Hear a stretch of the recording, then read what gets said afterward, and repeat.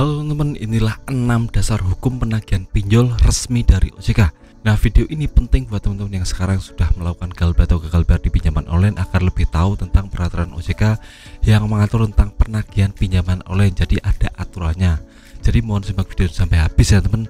Yang pertama, DC pinjol tidak boleh mengintimidasi dalam penagihan.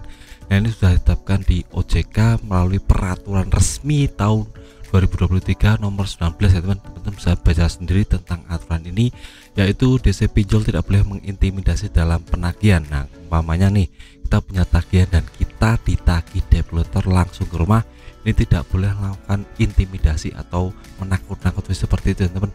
Itu sudah ada pasalnya, jadi jangan pernah takut tentang masalah ini. Nah, yang kedua, DC pinjol tidak boleh menggunakan kata-kata kasar atau perlakuan kasar kepada kita. Nah, ini juga ada di peraturan yang tadi saya sebutkan teman.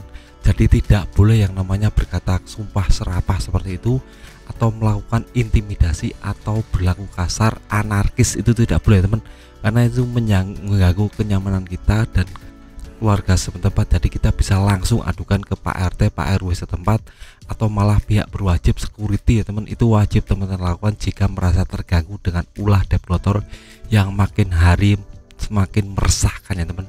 Itu yang kedua. Untuk yang ketiga, DC pinjol wajib menagih di domisili tempat tinggal.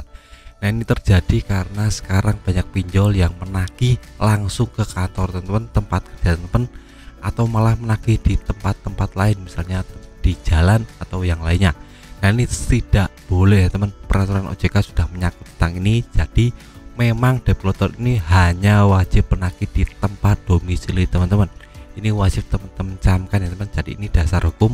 Umpamanya developer menagih kantor, teman-teman bisa langsung bicara saja karena dia sudah melanggar hukum, karena tidak boleh menagih di kantor atau tempat-tempat lain selain di domisili teman-teman. Itu wajib teman-teman lakukan dan camkan di pikiran teman-teman, karena itu peraturan resmi dari OJK. Nah, untuk yang keempat adalah ada jam operasional. Nah, ini jam operasionalnya jam 8 pagi sampai jam 8 malam. Ini sudah ketok palu dari OJK, jadi sudah resmi. Jadi tidak ada yang namanya developer menagih di jam 7 pagi atau jam 9 malam, itu tidak boleh, karena itu di luar jam kerja. Jadi teman-teman bisa langsung usir saja dari rumah, karena itu sudah mengganggu kenyamanan teman-teman. Nah, ini juga bisa menjadi kekuatan teman jika ingin terbebas dari penagihan developer, karena jika umpamanya kita di rumahnya di luar jam kerja itu bisa aman 100% teman. Misalnya kita di rumahnya jam 9 pagi, nanti pulangnya jam 7 kerja lagi ya teman, itu lebih aman karena tidak mungkin developer menagih di jam-jam di luar jam operasional. Itu harus teman-teman camkan dan langsung praktekkan agar aman dari penagihan developer. Nah, untuk yang kelima adalah kewenangan DC pinjol sebatas melakukan penagihan saja. Nah, kita tahu untuk developer itu kewenangannya cuma mengingatkan kita membayar tagihan, tidak lebih dari itu. Jadi banyak developer malah menyuruh-nyuruh kita, mengintimidasi kita, memarahi kita, melakukan hal-hal di luar mengingatkan kita, itu sudah melanggar hukum. Jadi teman-teman bisa usir saja dari rumah, jangan pernah takut karena kita punya dasar hukum yang kuat ya teman. Jadi maunya developer melakukan itu, teman-teman bisa langsung buka webnya, tunjukkan pada developer bahwa dia memang sudah melanggar hukum. Nah, itu untuk yang kelima. Untuk yang terakhir adalah kontak darurat bukan sarana penagihan. Nah, ini banyak terjadi karena kita tahu untuk kita yang sudah galbah itu biasanya nomornya kan tidak aktif. Developer menagih di situ tidak bisa, jadi dia alternatif lain menagih di kontak darurat. Nomornya kontak darurat itu bukan tempat kita untuk ditagih, tapi cuma tempat untuk bertanya apakah kita masih ada atau tidak ya teman.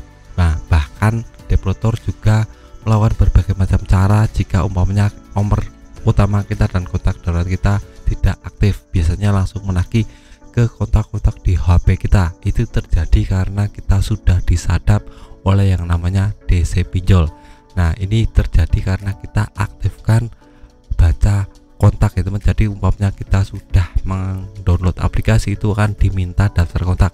Lebih baik teman-teman nonaktifkan saja agar tidak dibaca atau di scanning semua kontaknya, dan itu bisa menjadi kekuatan dari developer menagih, karena semua kontak di HP kita yang sering berhubungan dengan kita akan langsung dimintai tolong untuk menagih kita. Nah, ini buat kita malu ya teman, karena banyak sekali kasus teman saya juga kemarin kena ya teman. Jadi mohon berhati-hati pikirkan kalau ingin galbay tentang resikonya ini terjadi, terutama untuk pinjaman online yang ilegal. Untuk legal ini biasanya tidak scanning kontak, itu menjadi lebih aman ke depannya.